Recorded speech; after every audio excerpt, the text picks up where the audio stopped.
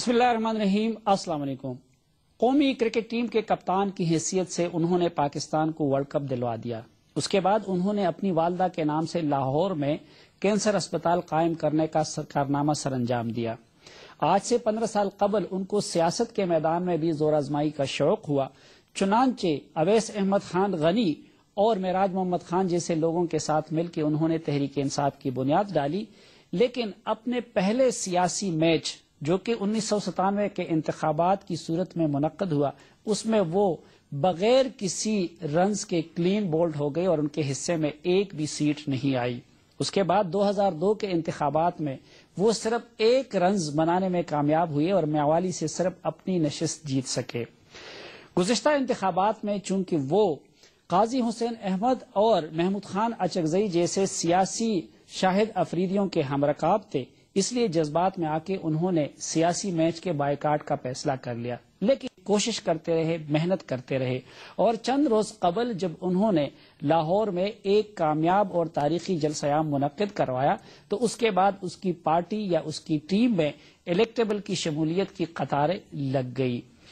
اب ان کو امید ہو چلی ہے کہ وہ اس میدان کے بھی کپتان بن جائیں گے، جبکہ ان کے بعض مخالفین کو خدشہ ہے کہ شاید عمران خان صاحب سیاسی میچ فکسنگ کے بھی مرتکب ہوئے ہیں۔ آج کے پروگرام میں ہم نے دعوت دی ہے عمران خان صاحب کو۔ بہت شکریہ عمران خان صاحب۔ کرکٹ میں کبھی آپ نے میچ فکسنگ نہیں کی، لیکن آپ کی سیاست میچ فکسنگ سے عبارت ہے۔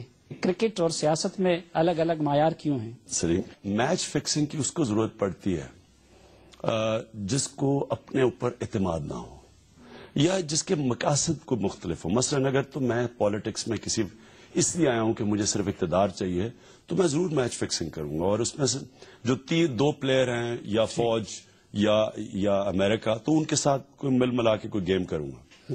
لیکن اگر میرا مقصد اس ملک میں ریفارم لانا ہے، اور ریفارم تب آئے گا جب سٹیٹس کو ٹوٹے گا، ٹھیک، تو سٹیٹس کو تو صرف عوام کی طاقت سے ٹوٹ سکتا ہے۔ یہ شک کسی اور لیڈر پہ کیوں نہیں کیا جا رہا ہے کہ آپ ہی پہ یہ شک کیا جا رہا ہے کہ آپ کو اسٹیبلشمنٹ آگے لا رہی ہے؟ وہ اس لیے کرتے ہیں کہ ایک پوری کیمپین چل گئی ہے، کیونکہ جو سیاسی کلاس ہے اس کو ایک دم سمجھ لیے کہ یہ ہو کیا گیا ہے، ایک دم وہ جلسے دیکھتے رہے ہیں۔ میں تو 1 سال سے، آپ میرے انٹرویو اٹھا کے دیکھ لیں، میں 1.5 سال پہلے سے کہہ رہا ہوں کہ تحریک انصاف الیکشن سویپ کرے گی۔ 1.5 سال پہلے میرا پہلا انٹرویو تھا، میں نے ٹی وی کے اوپر شرط لگائی ہے، میں نے کہا میں تمہارے سے کھانے کی شرط لگا رہا ہوں، لکھ کے دیا اس کو کہ ہم یہ اگلی الیکشن سویپ کریں گے۔ یہ لاہور جلسے سے پہلے کی بات ہے، میں عوام میں تھا، باقی سارے اپنی جان سے خوف زدہ ہو کے یہ دہشت گردی سے سب بند پڑے تھے۔ یہ جو آپ عوام میں تھے اس کی بھی لوگ 2 توجیحات بیان کرتے ہیں۔ جو عام لیڈر عوام میں نہیں یہ کہتے، ایک وہ طالبان سے ڈرتے ہیں، دوسری اسٹیبلشمنٹ سے ڈرتے ہیں، اور چونکہ آپ دونوں کے ساتھ آپ کا مکمکہ تھا اس لیے آپ عوام میں رہے۔ اور یہ ہو سکتا ہے کہ میرے میں خوف ہی نہیں ہے۔ ایک قرآن کی آیت یہ ہے کہ جو لوگ ایمان لے آئیں اللہ ان کے خوف دور کر دیتا ہے۔ میرے میں خوف ہی نہیں ہے مرنے کا، ٹھیک، تو ہو سکتا ہے کہ مجھے اس وجہ سے میں پبلک میں جا رہا ہوں۔ دیکھیں نا، لیکن آپ نے تو ہندوستان میں اپنے انٹرویو میں کہہ دیا کہ میں اس لیے طالبان کے خلاف بات نہیں کرتا کیونکہ ریسنٹلی سلمان تاثیر کو بھی مار دیا گیا ہے، تو اس سے تو یہ تاثر نکلتا ہے کہ آپ خوف کی وجہ سے طالبان کی بات نہیں کی، ملیٹنٹس کی بات کی، کیونکہ یہاں ایک ملیٹنٹ گروپ نہیں ہے، پاکستان میں کئی ملیٹنٹ گروپس ہیں۔ اور میں یہ بالکل سمجھتا ہوں کہ آپ اگر ملیٹنٹ گروپس کے زبردستی کسی سے آپ بیل مجھے مار، کہ دیکھیں نا، آپ اوور آل ایک معاشرے کو ٹھیک کریں بجائے ایسی کہ کسی ملیٹنٹ گروپ کو اپنے خلاف کر لیں۔ لیکن اس کو ٹھیک کیسے کرنا ہے اگر ہم اندر بند ہو جائیں؟ طالبان اور ملیٹنٹ کا فرق میں نہیں سمجھ سکا۔ دیکھیں، طالبان تو ایک ٹرم دی جا رہی ہے جو کہ ہمارے بارڈرز پہ لڑ رہے ہیں، ٹھیک، یعنی کہ جو قبائلی علاقے جو امریکہ سے لڑ رہے ہیں، اور جو ہماری فوج جانے کے بعد 2 سال کے بعد تحریک طالبان ہے۔ یہاں کراچی کے اندر آپ نے سپریم کورٹ کو سنا کہ ہر پولیٹیکل پارٹی کے ملیٹنٹ گروپس تھے۔ آپ کو پتا ہے کہ یہاں ہم نے پرانے افغان جہاد کے گروپس پھر رہے ہیں، تو اس میں کئی گروپس ہیں۔ تو جن پارٹیوں کے ملیٹنٹ گروپس ہیں تو ان کے خلاف تو آپ بات کرتے ہیں؟ نہیں، لیکن کراچی دیکھیں بات کرتے ہیں، لیکن ہم ان خاص کسی ملیٹنٹ گروپ کا نام تو نہیں لیتے۔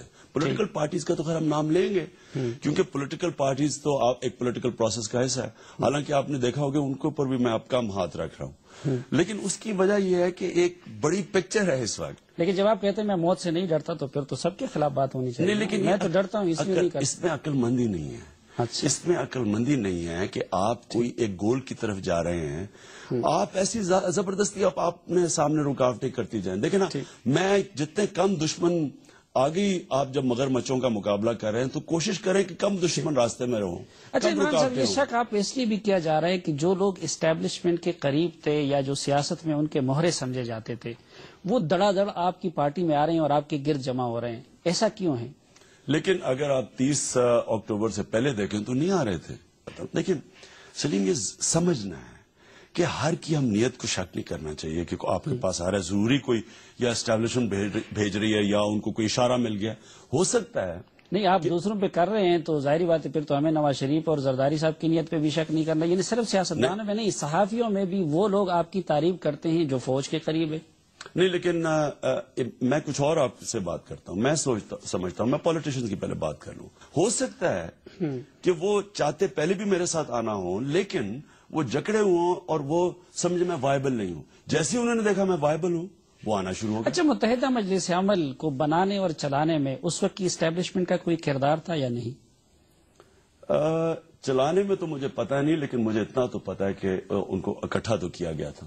اچھا، تو اب یہ بتائیے کہ لیکن اگلا سوال پوچھیں، کیا ان کو جو ووٹ پڑی ہے وہ اسٹیبلشمنٹ سے پڑی ہے؟ نہیں، ووٹ تو پھر پڑ جاتی ہے نا جب آپ فضا بنا دیتے ہیں، لوگوں کو لے آتے ہیں. میں اب یہ جاننا چاہتا ہوں کہ اس وقت تحریک انصاف کا جو کردار ہے اور اس وقت کے متحدہ مجلس عمل کے کردار میں کوئی فرق نظر آتا ہے؟ مجھے تو ان کے کردار کا پتہ نہیں، لیکن مجھے نہیں، ان کا کردار دو تھا. ایک ان سے نواز شریف اور بے نظیر کو آؤٹ رکھنا اور دوسرا ان سے امریکہ کی مخالفت میں دھرنے کروانا اور یہ سب کچھ کر. دونوں کام تحریک انصاف کر رہی ہے. نہیں، پہلے تو یہ دیکھیں نا، ایک تو پہلے اس کو میرٹ پہ لے لیں کہ کیا میں بھی وہی باتیں کہہ رہا تھا. مجھے یہ بتائیں کہ جب ایم اے وہ باتیں کہہ رہی تھی امریکہ کے خلاف، اب میں نے باہر، انہوں نے تو یہاں باتیں کی ہیں، میرے تو گارڈین کے اندر آرٹیکلز چھپے ہیں. میں امریکہ کی یہ پالیسی کے وار آن ٹیرر کے پہلے دن سے خلاف تھا. میں نے تو کبھی موقف چینج نہیں کیا. میں تو تب بھی خلاف تھا، مجھے تو کسی نے نہیں کہا. عمران صاحب، پہلے دن سے آپ خلاف نہیں تھے. یہ پالیسی پرویز مشرف نے بنائی ستمبر 2001 میں. اس کے بعد ان کا ریفرینڈم ہوا، آپ ان کے ساتھ تھے. آپ کی آخری ملاقات جو آپ نے کتاب میں لکھی جس کے بعد آپ نے ان سے مایوس ہوئے اور علیحدہ ہونے کا فیصلہ کیا، وہ 23 جولائی 2002 تھا. اس دوران پاکستانی سرزمین سے افغانستان پہ ہزاروں حملے ہو چکے تھے. تو آپ تو ایک سال تک اس پالیسی کے حامی رہے. آپ ابھی بھی اخبار اٹھا کے دیکھ لیں، میرے ٹی وی پروگرامز دیکھ لیں. ہم پرویز مشرف کو سمجھتے تھے اس وقت کہ جو 11 سال میں یہاں ہوا ہے کرپشن، یہ ان سے بہت بہتر ہے. غلط تھا، میں نے تسلیم کیا، لیکن ہم سمجھتے تھے تب. پرویز مشرف کی حمایت کی، لیکن اس پالیسی کی میں نے خلاف کیا. آپ کوئی ریکارڈ اٹھا کے دیکھ لیں. یعنی میں نے امریکہ کی افغانستان کی پالیسی ریفرینڈم اس کے بعد ہوا اور آپ ریفرینڈم میں بھی اس کو سپورٹ کرتے رہے. نہیں، دو چیزیں ہیں. ایک تو اس وقت امریکہ کی پالیسی تھی افغانستان میں، اس کی میں نے مسلسل اس کے خلاف بولا ہوں. اور آپ کوئی ریکارڈ اٹھا کے دیکھ لیں، میں نے کہا بالکل غلط وار ہے. میں آرٹیکلز آپ کو دکھا سکتا ہوں جو میں نے باہر کے اخباروں میں لکھے. اس کے بعد جنرل مشرف نے جو اصل انہوں نے جو پاکستان کو اس وار میں ملوث کیا وہ 2004 تھا، جب انہوں نے 2003 اور 2004 میں پاکستان کی فوج وزیرستان بھیجی. اور آپ اسمبلی میں اٹھا کے دیکھ لیں کہ سب سے پہلے تقریر کی فوج انہوں نے 2001 کے آخر میں بھیجی. 2002 میں بھی وزیرستان اور قبائلی علاقوں میں فوج تھی. میں بات کروں آپریشنز کی. آپریشنز جب شروع ہوئے پاکستان نے، جب آپریشنز کیے، مجھے اچھی طرح یاد ہے یہ فروری 2004 میں شروع ہوئے. میں نے اسمبلی میں سب سے پہلے اس کے خلاف بولا تھا. لیکن وہ تو یہ دعویٰ کرتے ہیں اور ہم بھی اس پہ اس لیے یقین کر لیتے ہیں کہ جس طرح آپ نے کتاب میں لکھا ہے کہ آخری وقت تک احتشام ضمیر اور ان لوگوں کے آپ کے ساتھ ملاقاتیں ہوتی رہی. وہ یہ کہتے ہیں کہ جب میں نے کیو لیگ کو حکومت دینے کا فیصلہ کیا اور عمران خان وزیر اعظم نہیں بن سکتے تو وہ ناراض ہو گئے. اور آپ نے بھی کتاب میں لکھا ہے کہ جب انہوں نے نیشنل الائنس بنایا اور اس میں آپ کو شمولیت پہ آمادہ کرنے کی کوشش کی تو آپ الگ ہو گئے. تو اس سے تو مشرف کی بات ٹھیک لگتی ہے. سب سے آسان چیز ہے، جنرل احتشام ضمیر اس وقت ISI کے پولیٹیکل سائڈ کے ہیڈ تھے. ساری جو پولیٹیکل اسٹریٹجی تھی جنرل احتشام ضمیر نے بنائی. سب سے آسان چیز ہے، آج جنرل احتشام ضمیر سے آپ پوچھ لیں کہ کیا عمران خان نے کبھی ہماری پارٹی نے نیگوشیٹ کیا تھا؟ کیا ہم نے کبھی سیٹیں مانگی تھی؟ ان سے آج بھی وہ آپ کو بتائیں گے، اور ان کو اگر یاد ہو کہ ہم نے مسلسل کہا کہ ہم انقلاب لوگوں کے ساتھ نہیں ملنا چاہتے. اچھا عمران صاحب، اب اصل باری جو ہے وہ زرداری صاحب کی اور پیپلز پارٹی کی ہے، اور تقریباً 50-50 باری جو ہے وہ نواز شریف صاحب کی ہے. اب انصاف کا تقاضا تو یہ کہ زیادہ تنقید ان پہ کی جائے. آپ کی توپوں کا زیادہ تر رخ نواز شریف صاحب کی طرف رہتا ہے، اس لیے بھی لوگ کہتے ہیں کہ شاید یہ اسٹیبلشمنٹ کے ساتھ کوئی ساز باز ہے. انصاف کا تقاضا یہ نہیں کہ زیادہ ان پہ ہو کم ان پہ ہو. آپ اٹھا کے دیکھ لیں، 4 سال ہو گئے نا ڈیموکریٹ گورنمنٹ کو، آپ اٹھا کے دیکھ لیں گے 4 سال میں تنقید سب سے زیادہ کس کی ہے. میں آپ کو ابھی ثابت کر کے دکھا سکتا ہوں کہ 4 سال میں سے 3 سال تو صرف تنقید ہی آصف زرداری کی. لیکن آصف زرداری کو بچایا کس نے؟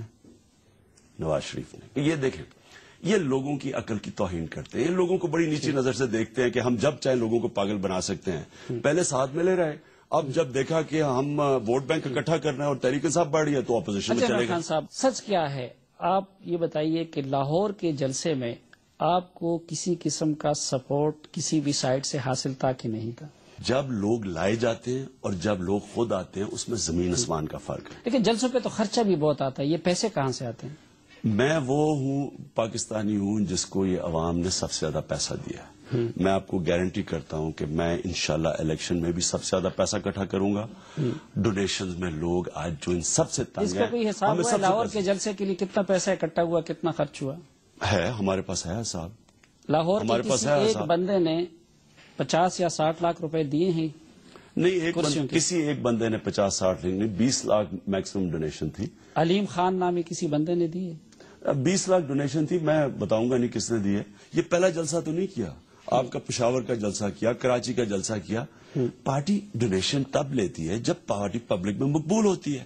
آپ کا مجھے یہ بتائیں کہ یہ جو سارے ذوالفقار علی بھٹو کے بڑے بڑے جلسے ہوتے تھے ان کو کوئی اسٹیبلشمنٹ. لیکن عمران خان صاحب، آپ نے تو اپنی کتاب میں لکھا ہے کہ کسی وقت میں آپ یہاں صرف دفتر کے اخراجات نہیں برداشت کر سکتے تھے اور اس کے لیے آپ نے اپنے برادر اللہ کے ساتھ وہ ایک میچ پہ سٹے میں اس کے ساتھ کوآپریٹ کیا. کیا جوا کھیلا؟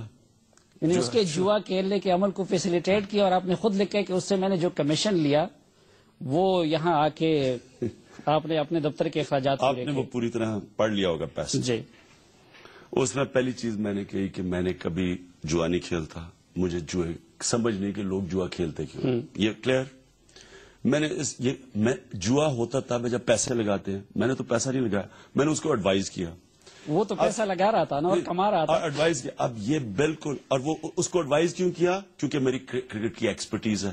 سمجھ گیا. اور اس کے آخر میں آپ نے دیکھا ہوگا کہ اس نے بکی نے اسے پوچھا کہ آپ کا کئی بردر ان لا تو نہیں بیٹھا، کیونکہ اس کے پاس بھی بکیز کے پاس بھی ایکسپرٹیز ہوتی ہے. اصل میں یہ مقابلہ تھا اس کی بکی کی ایکسپرٹیز اور میری ایکسپرٹیز کا، جو میں جیت رہا تھا.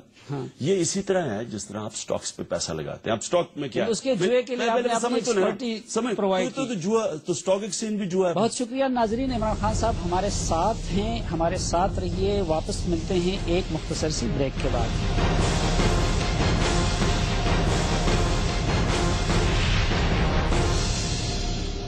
ایک بار پھر خوش آمدید آپ کو جرگہ میں. ہمارے ساتھ تشریف فرما ہے تحریک انصاف کے سربراہ عمران خان صاحب. اچھا عمران صاحب، منصور اعجاز جیسے 2 نمبر بندے کی بات پہ یقین کرنے کو تیار ہیں؟ وہ ایشو نہیں ہے. ایشو ہے فائنینشیل ٹائمز کی سٹوری. فائنینشیل ٹائمز منصور اعجاز پہ ماننے کے لیے تیار ہے. اگر وہ تھا تو اس میں حقیقت ہوگی. کیوں؟ دیکھیں، میں ان کے اخباروں کو جانتا ہوں. میں انگلینڈ میں لائبل کیس لڑا ہوا ہے بوتھم کے ساتھ. مجھے پتا ہے لائبل لاز کیا ہے وہاں. آپ کا اگر وہ اتنی بڑی آپ کے اوپر الزامات لگا دیں، ایک ملک کے پریزیڈنٹ کو اصل میں کہہ رہے ہیں کہ ایمبیسڈر کے ذریعے وہ کر رہا ہے، تو اتنا بڑا الزام ملک کے پریزیڈنٹ پہ لگا دیتا ہے 2 ہفتے تک کوئی. اچھا، اب انہوں نے ایک اور بھی الزام لگا دیا ہے اور وہ کہتے ہیں کہ DGISI پہلے، یعنی اپنے انٹیلیجنس کے حوالے سے وہ کہہ رہے کہ وہ عرب حکمرانوں سے ملے تھے، اور یہ سب ظاہری بات ہے کہ اب ان کو بھی انہوں نے ملوث کر دیا، DGISI کو بھی. تو آپ ان کے خلاف بھی اسی طرح پروب کا مطالبہ کریں گے یا ان سے بھی استعفیٰ کا مطالبہ کر رہے ہیں جس طرح حسین حقانی سے؟ یہ ذمہ داری گورنمنٹ کی ہے. دیکھیں آپ کا ڈیمانڈ پہلے تو میں آپ کو ایک بات بتاؤں. اس وقت پہلے تو فیصلہ کریں یہ ملٹری گورنمنٹ ہے یا ڈیموکریٹک گورنمنٹ ہے. پہلے تو فیصلہ کریں. اگر تو ملٹری گورنمنٹ ہے، آپ ڈائریکٹلی کہیں کہ جناب جنرل کیانی کو تحقیقات کرنی چاہیے اس میں. اگر یہ ڈیموکریٹک گورنمنٹ ہے، ڈیموکریٹک گورنمنٹ میں یاد رکھے سلیم جی، اگر ایک ٹرین کا ایکسیڈنٹ ہوتا ہے وزیر ریزائن کر دیتا ہے. ذمہ داری اوپر